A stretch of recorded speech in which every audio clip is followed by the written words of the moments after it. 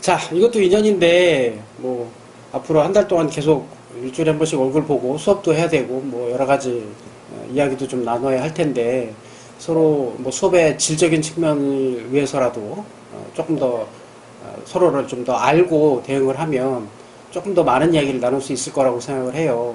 네. 동의하시죠? 그래서 네. 간단히 이제 자기소개 같은 걸 좀 한번 서로 이제 기능인들끼리 서로 이제 도움을 주고받는 이런 조그만 단체다. 이렇게 생각하시면 돼요. 그런 거를 지금 유지하고 있는 그런 상태입니다. 뭐 간단히 소개는 이 정도로. 네. 네. 그래서 전공을 살려서 항공전자 쪽에 소프트웨어를 하고 싶다. 그쪽으로 준비를 하고 싶다. 그래, 네. 근데 그게 카이를 목표로 하고 있는 거다. 네. 근데 이제 내가 궁금한 건 소프트웨어를 전공했고 소프트웨어를 하고 싶다는 것까지는 이해가 되는데 그게 왜 굳이 항공인지는 조금 더 알고 싶은 욕구가 생기는데요. 뭐 추가로 조금 알려드리자면 뭐 지금 말씀하셨던 그런 정도의 업무 내용을 이제 기계 관련 데이터 분석을 하고 소프트웨어를 설계를 하고 적용을 하고 이런 업무는 항공기 외에 다른 것도 굉장히 많아요. 또 오히려 항공기보다 더 어려운 장비들도 많이 지금 현재 있고 우리 생활 주변에 있는 로봇 종류의 그런 장치나 아니면 산업 현장에서 사용되는 굉장히 고가의 장비들 이런 것들이 전부 다 지금 같은 개념으로 설계가 된다라고 이해하시면 되고 조금 더 시야를 좀 열어놓고 선택의 폭을 좀 넓히시는 게 현명하지 않을까 싶어요. 왜냐하면 그 직업을 선택하는 기준으로 볼 때 최종적인 어떤 직무의 형태 이것도 중요하기는 한데 조직도 중요하고 그 조직의 분위기 내지는 내가 업무적으로 얼마나 성장할 수 있고 확장해 갈 수 있는지 이런 부분들도 굉장히 중요한데 선배를 만나볼 수밖에 없어요. 그거는 들어가서 현장에서 일을 하고 있는 선배, 그러니까 내가 지금 가보지 않은 길을 내가 가려고 한다 그러면 그 길을 먼저 가는 선배나 갔다 왔던 선배를 이야기를 들어봐야 되는 게 현명하지 않을까 이거죠. 근데 지금 내가 안 가본 길인데 저 길에 대한 정보를 내가 어떻게 알아? 그렇다고 그 길을 관리하고 있는 사람한테 갖고 물어보면 다 좋은 얘기밖에 안 할 거 아니에요. 그렇죠. 그래서 현장에서 그 길을 먼저 갔던 사람이 지금 가고 있는 사람을 만나볼 수도 있어요. 그런데 좋은 조직으로 갈수록 긍정적으로 말하는 퍼센테이지가 올라가죠. 그런 측면으로 이제 바라보면서 다양한 시각에 대한 이야기를 좀 들어보면서 판단을 해보는 게 좋고 그런 측면에서 요즘 MZ세대들이 모여있는 그런 카페나 온라인상에서 그런 정보를 주고받을 수 있는 여러 가지 채널들이 좀 많이 있던데 그런 걸로 확인을 해본다든지 아니면 뭐 지금 여기 있는 모임처럼 현장에서 직접 일하고 있는 청년들의 이야기를 직접 들어본다든지 뭐 특히나 이제 항공 분야는 뭐 제가 많이 알고 있으니까 저한테 물어보면 그나마 좀 객관적인 이야기를 들어볼 수 있는 것들이 많이 있을 거예요. 자격증을 넘어서는 지식을 직접 한번 알려주고 싶다 이런 욕구 때문에 직접 강의를 만든 강의고 이걸로 실제로 학교에 있을 때 한 6년 정도 몇천 명한테 이제 지도를 해봤어요. 그랬더니 아이들 만족도도 굉장히 좋아졌고 이제 여기는 이제 항공기뿐만이 아니라 다양한 기계 쪽에서 근무하고 있는 친구들이 많은데 이 친구들이 현장에서 처음에는 기계 관련된 정비 쪽으로 취업을 했는데 이 일을 하다 보니까 이게 기계만 알아서 되는 게 아니더라. 이 기계 장치가 전부 다 이제 소프트웨어를 다 다뤄야 하고 전기적으로 뭐 시그널을 주고받고 이런 것들이 이제 다 기본이니까 전기전자 모르고는 이 답이 없네.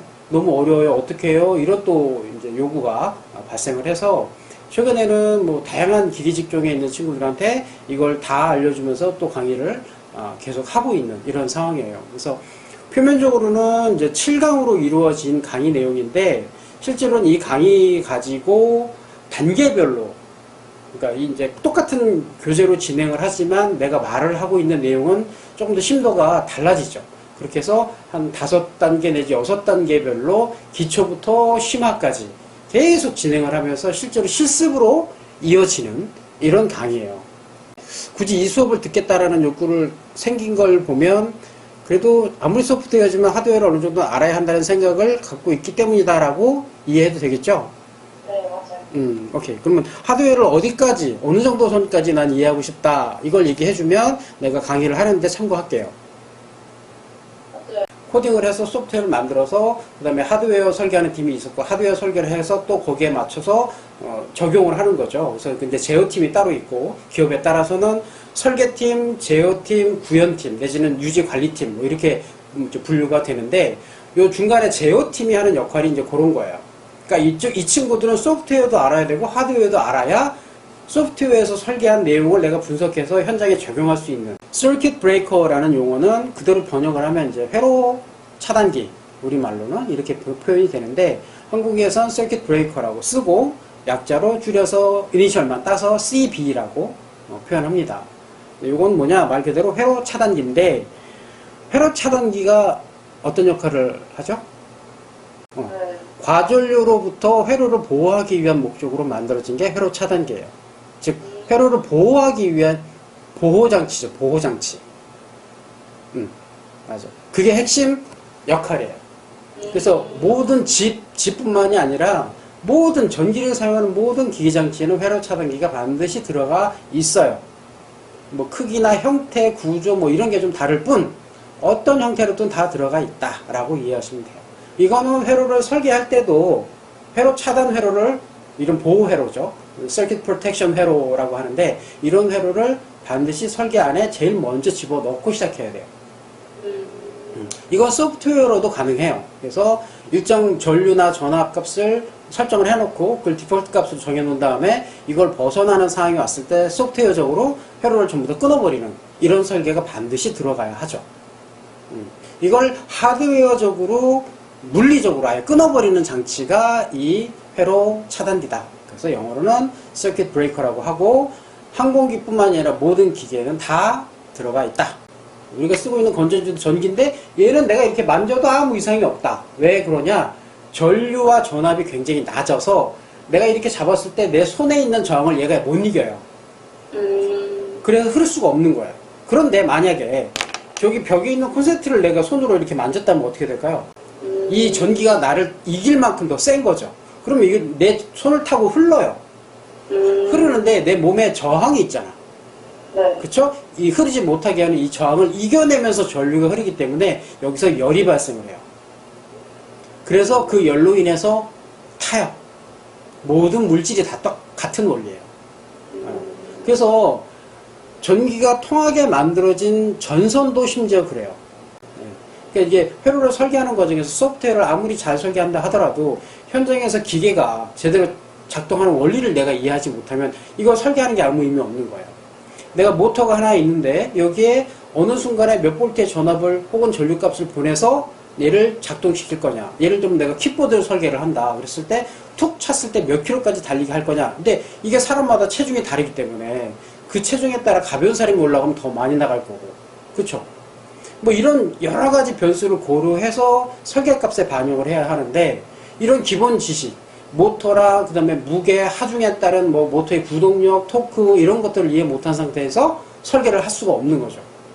요게 이렇게 튀어나오면 요게 회로를 차단한 거다 이렇게 보시면 돼요. 근데 내가 다시 누르면 다시 연결을 한 거고. 혹시 영화 탑건 봤어요? 특검이요? 탑건. 아, 탑건. 매버릭. 그래서 공부하는 즐거움이 거기서 또 나온다라고 보여져요. 이 서킷 브레이커가 그 영화에도 나와요. 근데 지금 안 봤다 그러니까 내가 설명을 못 하겠네. 어떤 장면에 이렇게 여기서 나와라 이렇게 내가 설명을 해주면 참 재밌는데 이거 안 봤다 그러니까 내가 말을 못 하겠잖아.